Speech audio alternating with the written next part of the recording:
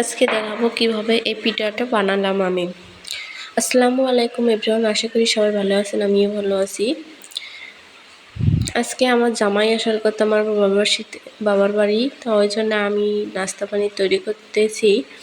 প্রথমে ভুড়িগুলো ফ্রিজ থেকে বের করে ঠান্ডা পানিতে রেখেছি, তারপরে ভাজি করে নিব। আলু ফুটিয়ে দিচ্ছি আমি, কারণ ভুড়ি অল্প, আলু সামান্য একটু দিয়েছি। তারপরে আলুগুলো ভাজা হলে ভালো করে ভেজে নেব। ভাজা হইলে তারপরে কাওয়া করে নেব আর কি। কাওয়া করার পরে আলুগুলো আলুগুলো তার ভিতর দিয়ে ভালোভাবে মিক্স করে ফুলের মতন আমি বানাইছিলাম, বানিয়ে ভাজি নেব।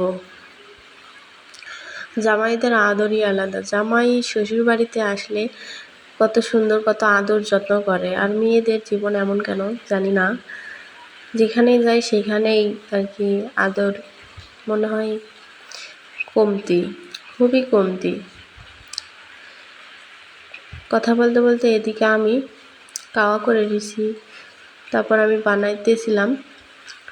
বানানোর পরে ভাজছিলাম, ভাজে ওখান থেকে খাওয়া শুরু। তারপরে আমার জামাইরে দিলাম, নাস্তা পানি করে রেডি করে সব কিছু। তারা খাওয়া দাওয়া করে বাসায় চলে যাবে আবার। ওই জন্য অনেক সুন্দর, আমি আরও দেখাইছিলাম হাত দিয়ে বলে কত সুন্দর, আকর্ষণীয়, মনে লোভনীয় একটি পিঠা। আমাদের গ্রামের ভাষায় আমরা একে বলে থাকি কানমুসরিও ভাজা। আপনারা কি বলেন অবশ্যই জানাবেন। আমি অসুস্থ, বেশি কিছু বলতে পারতেছি না, এমন করে কথা বলতেছি, আপনারা বুঝতেই পারতেছেন আমি কীরকম অসুস্থ। আমি এদিকে খাবার রেডি